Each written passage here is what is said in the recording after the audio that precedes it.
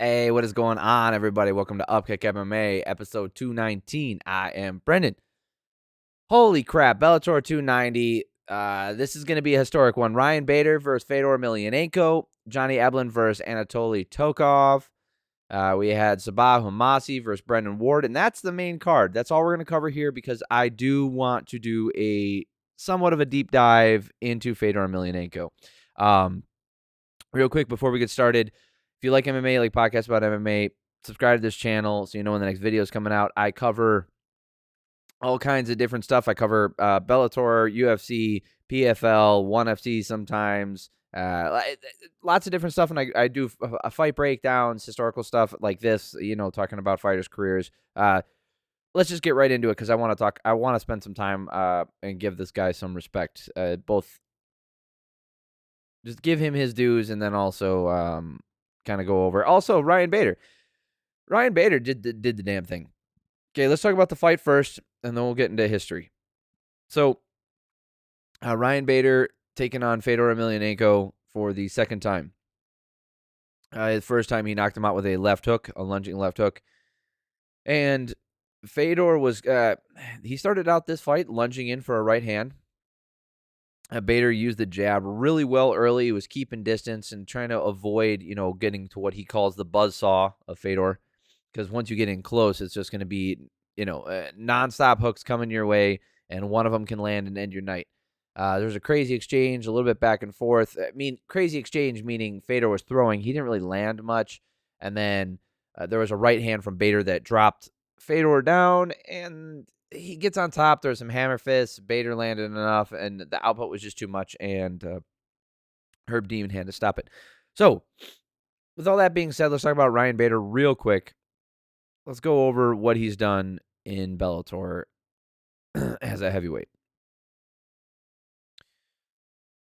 All right. He did beat Anthony Johnson. Oh, that's sad. But that wasn't in MMA. All right. So what did he do at heavyweight? So Linton Vassell, that's old. That was light heavyweight. Here we go. Okay. Matt Mitrione, that's a heavyweight fight. Fedor Emelianenko, that's a heavyweight fight. Those are 2 wins there. Czech Congo should have been a win, but doesn't matter. It got overthrown. When did he fight him? Yeah, he ended up fighting him again. He loses to Vadim Nemkov, but that was the light heavyweight fight. Mason Fowler, that one was, that's submission underground again. He fought Lyoto Machida, then lost to Corey Anderson, again, light heavyweight. Valentin Moldavsky, that's a heavyweight fight, and then Czech Congo, heavyweight fight. So, and he just got the win over Fedor. So that makes 6-0 as a heavyweight in Bellator MMA. Pretty damn good, I'd say. I think he's a monster, man. Real quick, I just want to give him his due because he did win the fight. Okay, he won the fight. This is his fight. There should be a little bit of his time as well, just because Fedor has been fighting for 1,000 years. And I'm not going to dismiss it because I'm about to go into his history, and we're going to go fight by fight. But some moments from the fight, there were some sweet things that happened afterwards.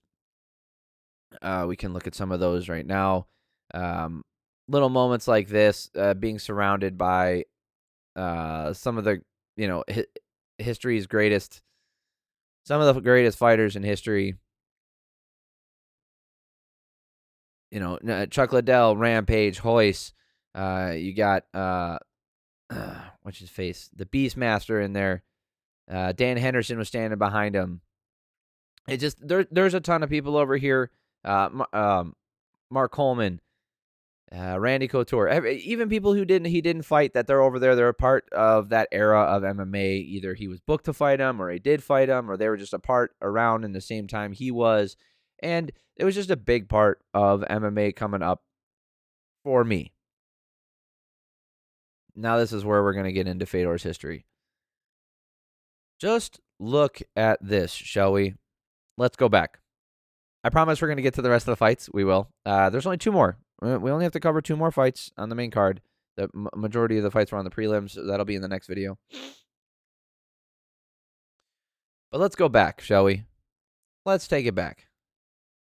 Keep on scrolling. Dude, are you kidding me? Woo! All right. All the way back to rings. So this was a decent-sized organization. This is before my time. Okay, this is before me really paying attention to MMA. All right, I didn't come into the sport.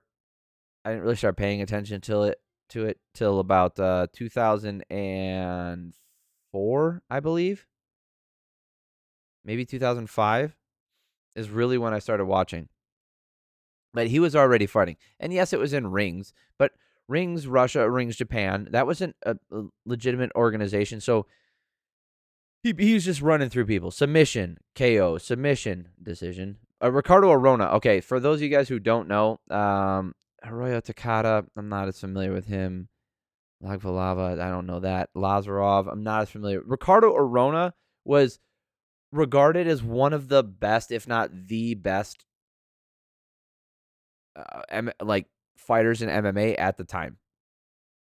Like, he came up, and he's the one who ends up getting slammed. He's the one who put the triangle on Rampage and then gets slammed into oblivion. And he was not the same fighter after that, And Arona was always fighting up weight classes and stuff, but when he was fighting people his size, Ricardo Arona was a freaking world beater, dude.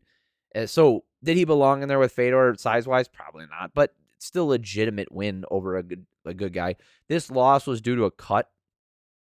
So this loss doesn't really count, and this comes into play a little bit later, because early on here, you're looking at this stuff and you're saying, okay, who cares? Rings, whatever. Why does this matter? Well, it'll matter later. Hanato Sobral, that is a great win. Back in 2001, that is a great win against Babalu. Semi Schilt. So this is his intro into Pride, is to fight Semi Schilt, one of the craziest kickboxers of all time. Not crazy because of his style or anything, just because he was so tall. I think he's like 6'7" or 6'8". I think he went on to become an actor, but he was a legitimate fighter, and he goes 3 rounds with him and gets a decision win. Remember, he still hasn't lost, really. He's only had that one fake loss, in my opinion. And then he goes, he fights Heath Herring, Texas Crazy Horse. Good fight. Heath Herring was a legitimate fighter, and this is Pride, right? This is when everybody started to take note of Fedor. So, again, this is still before I came into it, though. I really didn't catch wind of Fedor until, after Kevin Randleman. But he beat Minotauro Nogueira, a guy who everybody was afraid to get in there with because he was submitting people on the ground. He was tough as nails, and he could also strike when he wanted to. He had some decent boxing. It got better later in his career, but he was still decent on his feet. And for a jiu-jitsu guy back in the day, in the early 2000s, that was rare. Valavicius, that's not that great. Kazuyuki Fujita. By the way, if you haven't seen some of his highlights, I'll point out which ones you should go. Just because if you're not familiar with Fedor, right? Like, let's say you're just hearing about him and everybody's, you're just sick of this. Like, oh man, you guys are all just dick riding. What the heck's going on? Why is this guy so good? Blah, blah, blah, blah. He deserves respect regardless of whether or not you saw him in his prime, because his prime was so good. Like, you should be noticing some of these names if you're not even a hardcore fan of MMA, just like a casual fan who knows a bit about the history. You should start to notice some of these names that are coming up here, especially Nogueira. But anyway, if you go back, I'll tell you the ones to go look at. Definitely go watch him fight Minotauro Nogueira. Go watch that fight in Pride, that first one, right? Pride 25. You can probably find it on YouTube if you got UFC Fight Pass. It's on there. Go watch the Kazuyuki Fujita one. Okay, he gets a submission. All you see here is the win. Fujita, they call him Steelhead. Dude, he nailed Fedor, and Fedor's legs went rubber chicken. Right, he was doing the stanky leg, just back and forth like Kevin Lee style. You're like, oh man, maybe this guy isn't the real deal. Maybe he doesn't have a chin. Maybe he's about to get knocked out. Nope. He gets his wherewithal, comes back, and ends up submitting Fujita. I think he put a beating on him in that fight too. Go back and watch that one. It's not very long. It's only 4 minutes and 17 seconds. Go back and watch the Fujita one. Gary Goodridge was a monster back then. He was a, old school fighter. Very dirty when it was allowed. Grab it. One time he grabbed inside another dude's shorts because it was allowed. I think it was it was a Brazilian organization. I don't know if it was Shuto Box or something, but he reached inside someone's shorts and crushed that guy's nuts, and that guy I think he had like real damage done. But yeah, he beat Gary Goodridge. He knocked him out. Yuji Nagata, that's a good win. Mark Coleman, again, if you don't know who he is because you weren't familiar with MMA back then, again, I was just coming into it, so I didn't know the history of Mark Coleman either. I didn't understand what a monster he was, how instrumental he was into the world of MMA heavyweights. He came into the UFC just being a monster wrestler, ground and pound. That he was the first person. I don't know if he coined the phrase, but he was the first person to really utilize that style of ground and pound. Get you on the ground, make it so you can't do anything, and then I just beat you into oblivion. Kevin Randleman, go watch this one. Go watch the Kevin Randleman one. It's only 1 minute and 33 seconds long. You have time, I promise you. Just go watch it. It's probably on YouTube. Go watch it. Kevin Randleman suplexes him. If you look at this and you say, you'll be thinking, oh, Fedor died. But you know he didn't die because he still hasn't lost, by the way. Like all these things that all these years that we're talking about here, all these fights that we're talking about, he still hasn't lost. And that's why I said this is where it comes into play, because you could say, oh, he had one loss, but it wasn't. It was a doctor stoppage due to a cut, and it wasn't that bad of a cut. The fight could have gone on. Ogawa, that was a good get well fight. Fights Nogueira again. Beats him again, more convincingly. Right? Kosaka, that's a good win. Mirko Cro Cop, that they built that up for years. It was the fight that everybody wanted to see, and he got a Mirko. Oh my God, he's my favorite fighter of all time, to be honest. Well, I have eras and I have different sides. Like he's probably my favorite heavyweight of all time, and he has the best highlight reel of anybody. If you want to go see some crazy, go look up Mirko Cro Cop highlights. It's a 20-minute video of him knocking people out, all at high level MMA. It's fantastic. So he goes in there and fights Fedor. It was close. I wish they had a rematch because I have a feeling Cro Cop could have gotten a win, but it didn't happen. Zulazinho was a total clown match. I remember watching that one. That was that was a circus. There's no reason to watch that one. He fights Mark Coleman again and beats him. Mark Hunt, if you know who he was in the UFC, it wasn't a shell of himself. You didn't understand how scary he was necessarily if you didn't see all of his fights. Beats Mark Hunt. Matt Lindland, which in Bodog, which that's a great win. Lin was probably a little undersized for that. Hongman Choi, again, this is a circus match. Hongman Choi was 7 foot tall, and he armbarred him. He attempted an armbar, and Hongman Choi literally picks him up and he picks Fedor up and flings him across the ring. And then he gets him in another armbar and submits him that time. Tim Sylvia, like an out-of-shape Tim Sylvia, back in Affliction. He ends up finishing him. Andrei Arlovsky, dude, Arlovsky was putting it on him. Arlovsky just screwed up and went for a flying knee. And again, he entered the buzzsaw and got taken out. Shinya Aoki, that was an exhibition mount. Yeah. Gegard, that's nothing. Brett Rogers, that's his intro into Strikeforce. And then this is the modern era of Fedor, right? Where against certain guys, like this is the first real loss that he had in his career was against Fabricio Verdum. I think he went like 30-something fights in a row. Like all those things we just talked about, guys. He hadn't lost a fight in this entire time. All of those people we talked about and the ones in between, he hadn't lost a fight. He didn't lose a fight at heavyweight. Do you understand how absolutely ridiculous this is? This is not This has happened a few times in the sport, right? We've got people going on their crazy runs like GSP. You've got your Anderson Silvas, your John Jones, Demetrius Johnson. But here's the thing. We can name those people who have done that because it's so impressive. And Fedor arguably did it better than everybody. Not only did he do it better, he did it at heavyweight, where regardless of skill level, the consequences are the most dire because you have the most inertia, the most weight being slung around. Right? You see heavyweights. To put this in perspective, look at some of the fights in the UFC now at heavyweight. Can we all agree here? Well, this is a safe this is a safe space. All right, this is a safe space just for us. We can all agree that the UFC has the best roster, like the best depth. Right? Not necessarily that every champion in the UFC could beat every champion in every other organization in their weight classes. That's not what I'm saying, but the depth. They've got the most good fighters in each division. Right? Right. Now,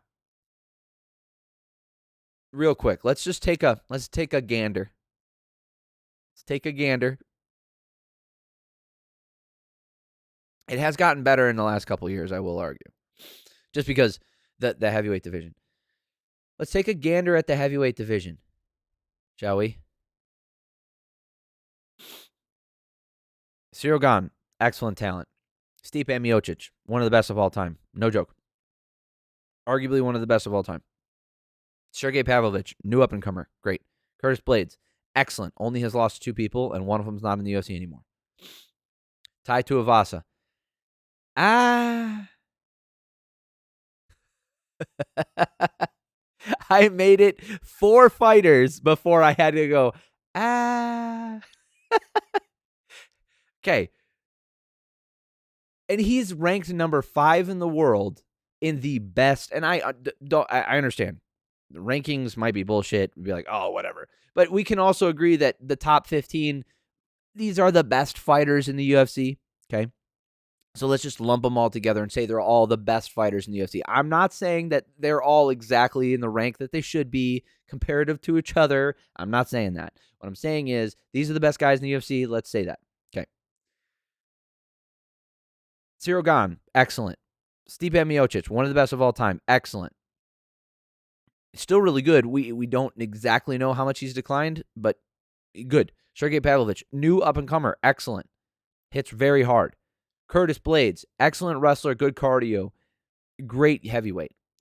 Tai Tuivasa, exciting, banger, brawler, wants to get in there, knock people out, and has done a good job doing that, but also gets beaten by a lot of these guys in the UFC. Tom Aspinall, new up-and-comer, hard to really know. He got hurt because he got hurt in his last fight against Curtis Blades. Hard to tell. Derek Lewis, hard-hitting guy with not a lot of other skills. Like, he can do other stuff, right? I know Derek Lewis can, all right? He just doesn't, and he still is one of the best in the world. Alexander Volkov, really tall guy, decent striking, okay cardio. He's all right, but he's an up-and-down fighter, right? Jairzinho Rozenstruik, up-and-down fighter in the UFC. Marcin Tybura, up-and-down fighter. He's kind of gone on a little bit of he's had a few losses lately. Chris Daukaus, he might get cut because he hasn't been doing so great. Sergey Spivak, he's fighting tonight.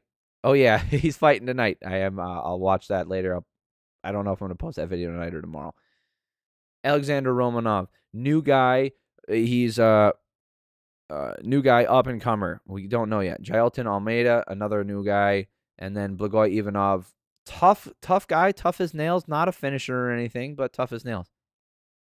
Do you know how many qualifiers I had to put on people from 5 to 15? Right? But they still managed to be in here because they still get wins in the heavyweight division against other top talents. And this is the best organization in the world. Okay? And we have guys who, like, Some of them just hit real hard, and they can get wins. Some of them don't have cardio. They can get wins because they can beat other guys who get beat by other guys. You know, MMA math doesn't work. Like, just because you beat somebody doesn't mean they get to beat somebody that you also beat. Like, that's not how that works. Meanwhile, back in the early 2000s, Fedor ran through every legitimate heavyweight who dared step foot in that ring with him. He beat everyone convincingly. We're not talking about questionable decisions. I mean, there might be a few in here, right? There might be a couple, right, where it's like, there might be a couple where you're like, oh, it wasn't as definitive, or oh, maybe he he could have done more work, whatever, right? But we're not talking about robberies in any of these, right? These were not charity. Some of these fights were clown shoes, right? Hongman Choi, when he fought Zuluzinho, clown shoes, right? Total circus shit. I get that. And then some of them are kind of get well fights. I get that. But his resume is stacked with the who's who of whoever, anybody who stepped outside or in that ring, outside of the octagon, right? In the heavyweight division in the early 2000s. And he beat them all. He beat them all. He went through adversity. He went the distance. He was knocking people out. He nearly got finished himself and came back and won. Guys, all that detour we took to go look at the UFC heavyweight rankings, that's to show you how hard it is to get a successive one of the greatest of all time. One of the greatest of all time. I don't want to misspeak, and I don't want to say his record. It's 20-4. Stipe Miocic, 20-4. And he's arguably one of the greatest of all time, right? You could throw him in there with some of the other guys. And I guarantee you his record, as of late, looks real good. But his early record, it does have the who's who of some of the people in the UFC. But 20-4. He had 30 wins in a row, man. At heavyweight. The consequences are dire. There are no mistakes allowed. And when you do make a mistake, you get punished for it. And he did. And guess what? He recovered from it, came back and won. Unbelievable career, unbelievable run. And now let's get into the tail end of it, and we'll talk about kind of this shit show up here. And then, his decent, I think his Bellator run was respectable for a veteran. Right? So let's talk about Fabricio Verdum. So remember, coming into Strikeforce, it's still Fedor. This is Fedor. Right? The one that everybody feared. Back in 2009. Is the guy everybody was afraid of. Fights Brett Rogers, knocks him out. Awesome. I think that was in Chicago. Yeah, my friend just told me it was in Chicago. Shout out to Sam. Fabricio Verdum catches him in a triangle and submits him. That's a legit win. This is the argument that people are trying to make. I mean, Joe Rogan was putting it out there that Fabricio Verdum is the greatest of all time because he beat Cain Velasquez, Fedor, and somebody else. But he beat Cain Velasquez and Fedor, and those were everybody's two greatest. Cain Velasquez does not have the resume, guys. I'm sorry. He just does not have the body of work to show that he is one of the greatest of all time. Now, the best version of Cain versus the best version of Fedor, is that a competitive fight? I argue that it is. But that your best version does not a career make. You have to. It's longevity. Longevity is important. If you're going to be in the GOAT argument, you got to have longevity. You just do. It's just the way it works. Unless the division doesn't have anybody. But here's the problem. The heavyweight division does, and it's Fedor. So he loses to Verdum. Then he loses to Bigfoot Silva, who is, right, he has gigantism. He's loaded on every single steroid. Not that I care, but you could tell the difference when he wasn't. He wasn't supposed to be, and I don't know if Fedor was too. Fedor had the option to, whatever. It's a legitimate loss. The loss to Dan Henderson was a shocker, to be honest. That was not great. Goes 1-3 in Strikeforce. Not a good look. You're like, oh, Fedor's kind of hit the wall. And you see him fight Jeff Monson, who's kind of a guy they throw in there to, like, he's a big muscle guy. So they're like, oh, well, he can beat him. And M1 Global, which is Fedor has partial ownership of that organization. Satoshi Ishii and Dream. Again, kind of a get well one. Pedro Hizzo. Pedro Hizzo is like way old at this point and kind of untrained. Jadeep Singh, that was weird. Jadeep Singh was supposed to be this next up and coming, like he was supposed to be this crazy kickboxer, and he came in there and it looked real weird. Fight Nights Global 50, Fabio Maldonado. Okay, this is where it gets sketchy. Go back and watch this one. This one is bad. Okay, Maldonado just beats the crap out of him, and the fight doesn't get stopped because they're in Russia and they don't want to make Fedor lose. So, should he have lost this? Probably. Yeah, definitely. So, Fabio Maldonado, who's just a chubby light heavyweight, kind of puts it on Fedor real bad. That one, again, that's another loss, in my opinion.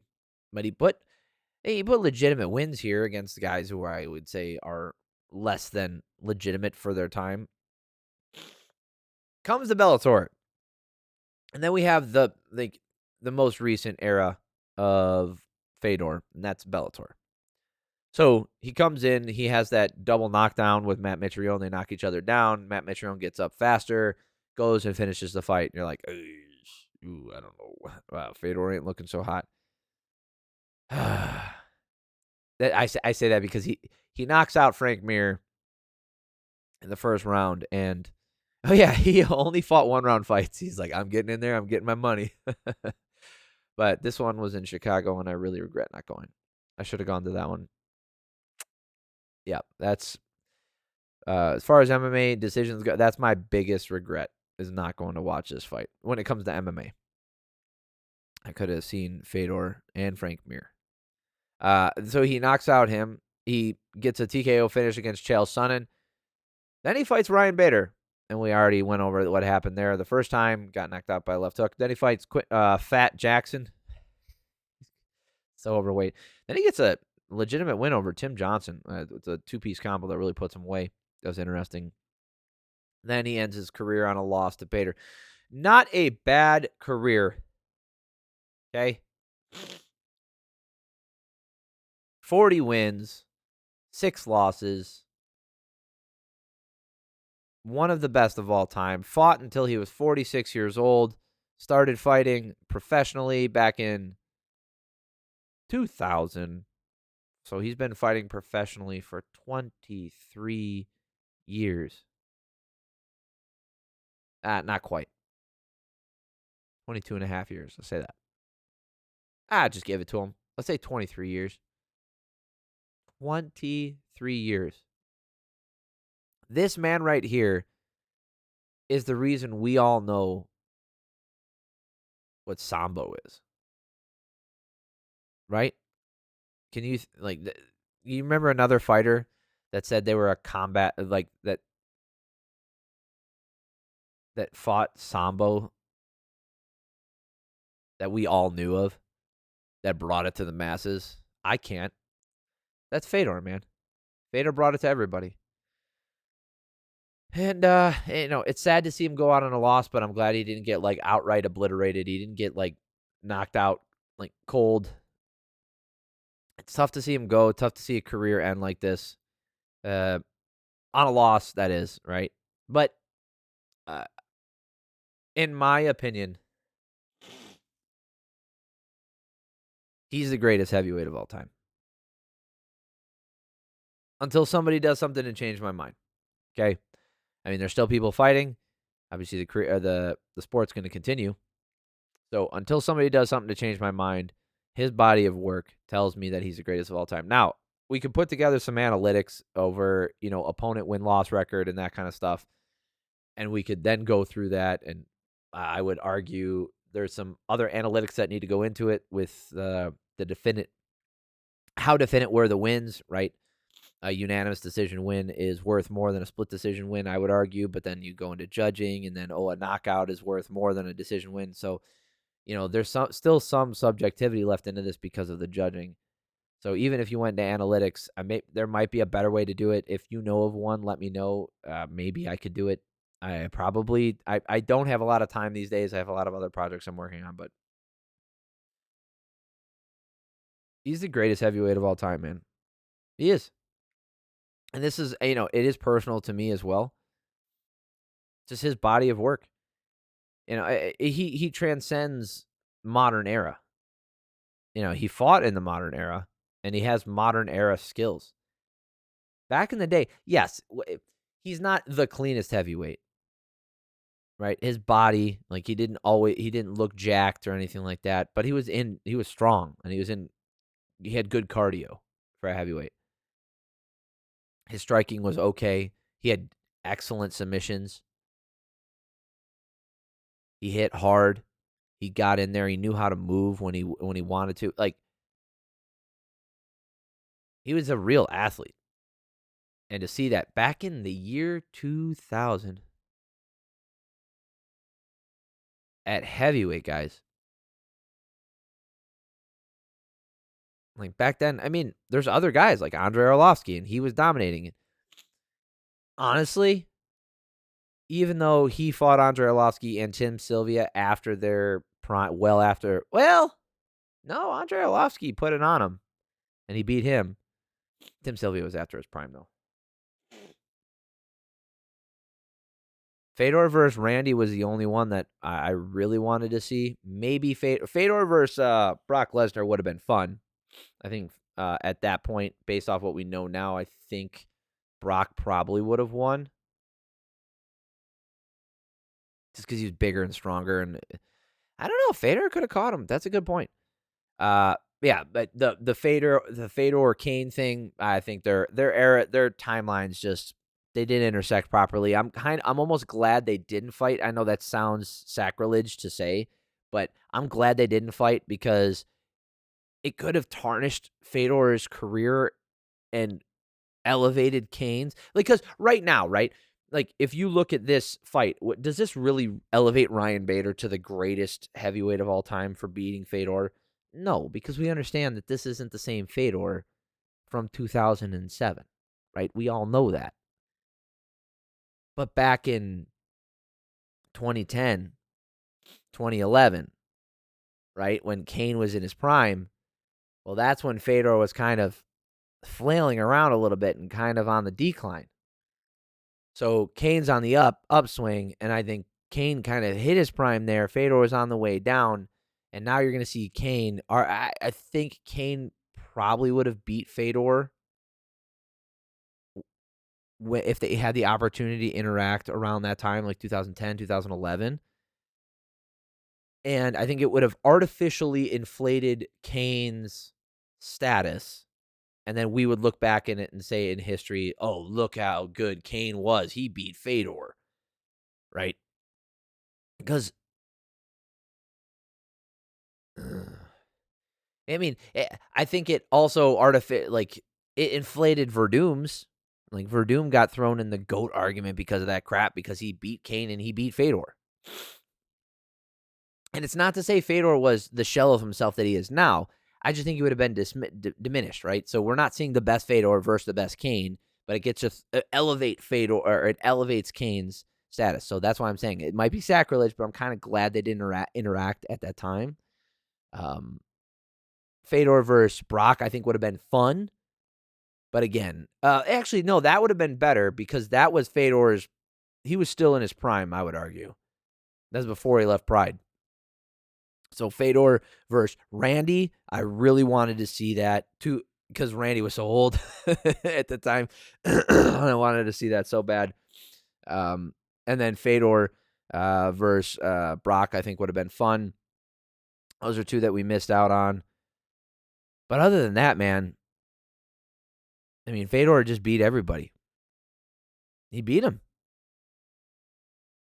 I mean, all the greats that we can think of in that, fought outside the UFC for any significant time, he beat him. I mean, yeah, he didn't beat the likes of Roy Big Country Nelson, but a lot of people have fought him and beat him. So we're not talking about one of the greatest of all time. He's a fun fighter. I love Big Country.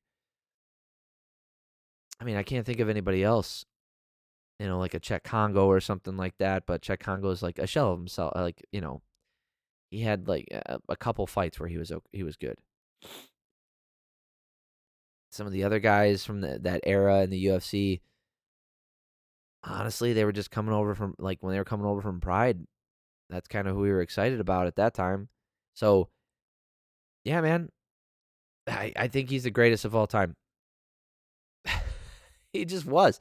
He was. He is the greatest of all time. He just is. All right, let's move on, shall we? That's my love letter to Fedor and this era. It's the end of an era in MMA, in my opinion. All right, Anatoly Tokov versus Johnny Eblen.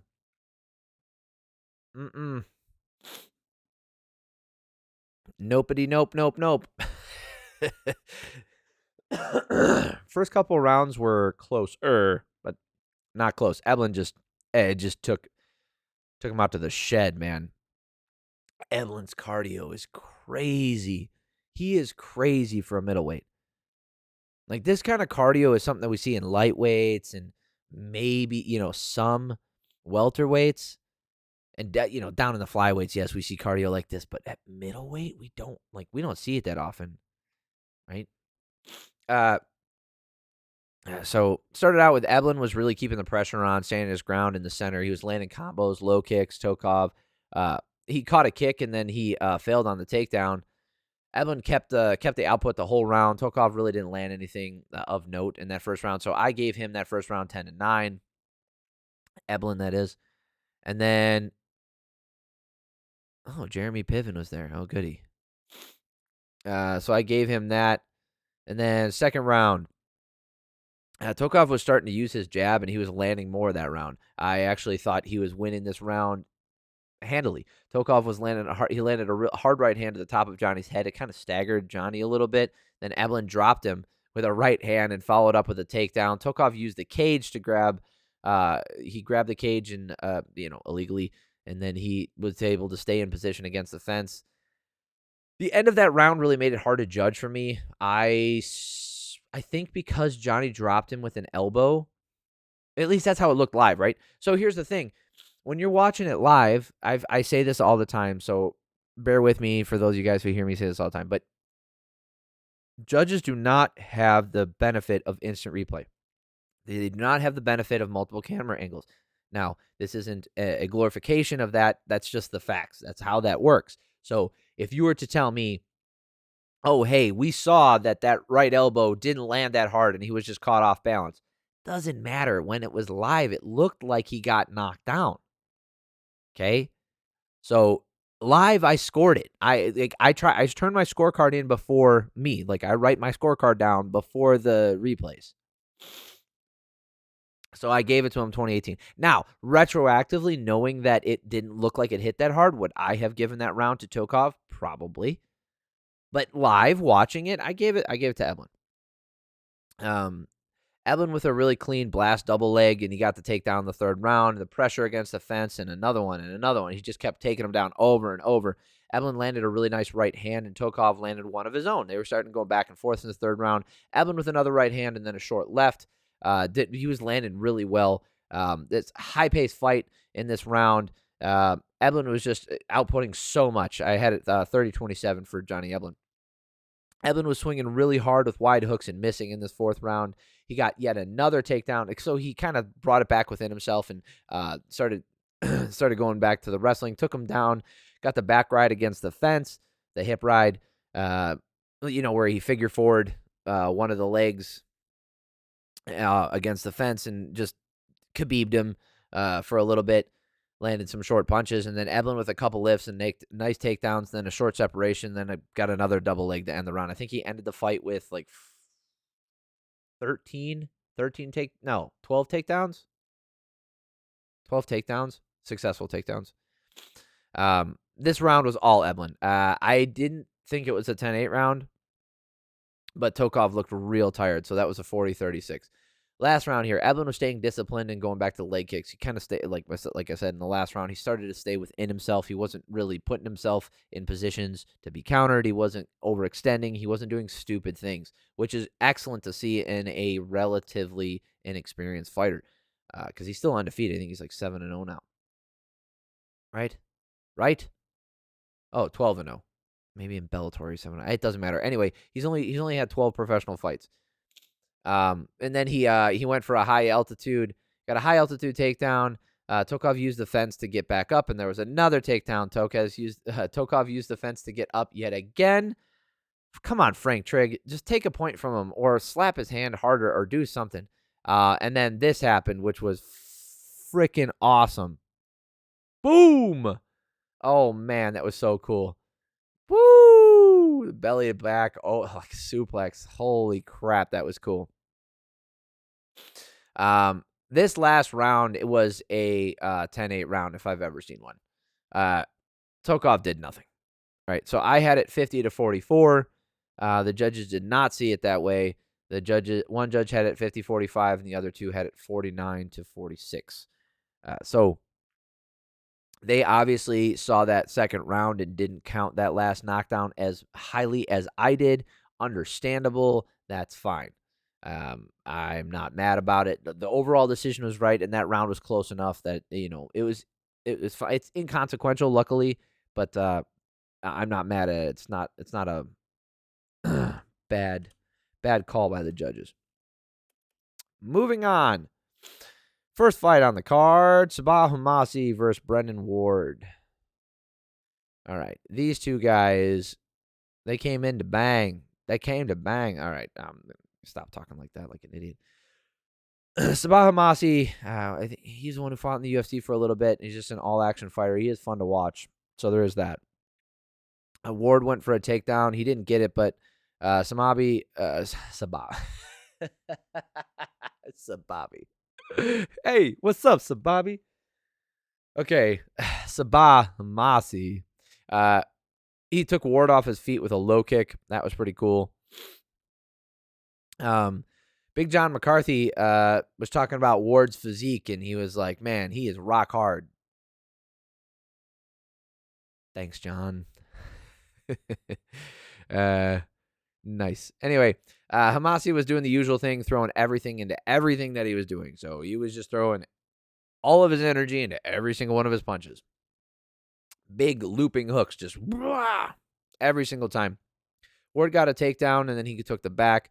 Hamasi landed a switch knee, and Ward landed a standing knee. Each guy landed to the chin quite a few times in this round. There was quite a bit of output in this first round. Ward had more control time and landed some good damage, but I felt Hamasi did more damage. Wasn't the cleanest fight, wasn't the cleanest technique or anything like that, but I felt like he did more, so I gave it to the first round. Second round comes around. Ward we started putting pressure on him, landing his own flying knee. Hamasi countered with some hard hooks. Then Ward dropped him with a left hand, bust Hamasi open, kept on with him with a ton of pressure, chased after him, and ended up like doing this. Oh my goodness, this was pretty nasty. Oh God, holy crap, that was bad. Woo, yeah, that right hand, bro. Ooh, or that right kick. Yeah, that right head kick that hurt that gave me a headache when I saw him do that, because I saw him line it up too. It was wide out, and it was crazy. All right. That is it for Bellator 290. If you're looking, for the main card, if you're looking for the prelims, I'm going to cover that in the next video. I will cover the UFC most likely tomorrow, because the main card doesn't start for another hour. Holy shit. I might watch them tonight. I don't know. I might watch them tonight. But if you made it this far, I really appreciate it. Subscribe to the channel. If you made it this far, you'll like all the other stuff I do, I promise. Means a lot to me that you made it this far. Like, subscribe, tell your friends about this stuff if you like this thing. Like I said, I put out 2 or 3 videos every single week covering MMA, doing podcast. I do fight breakdowns. Sometimes I talk with other people. I bring other people on. We talk about this stuff. let me know what you guys thought about Fedor leaving. How did it make you feel when you saw it? Do you not care? Like are you a newer guy to MMA? And you just like it doesn't really mean that much. You don't have a connection to Fedor. Is it one of those things where you see how much reverence there is for him, so you get the feels for it anyway? Or were you like me, where like this is where you came up in MMA? This was a huge part. It was Fedor. Fedor was always there. You know, when you talk about a discussion about heavyweights, you're talking about the best fighters not in the UFC. You're talking about matchups and who's the greatest at this and who's the toughest and oh man, the scariest guy, like all the stuff, right? And Fedor was always an answer for so many of those things, and he was just always there. And it truly is the end of an era. People throw that around a lot, but it is. It's the end of an era. He's probably the last Pride guy to go. Really successful Pride guy to go. I mean, we just had Shogun a few weeks ago, and now Fedor. So I had more of a connection to Fedor than I did to Shogun. I also think what Fedor did was more impressive. I don't think that's arguable. But I appreciate it. I appreciate y'all for making it this far. I appreciate y'all for stopping by. Thank you guys so much. I hope you guys have an amazing week. I love y'all.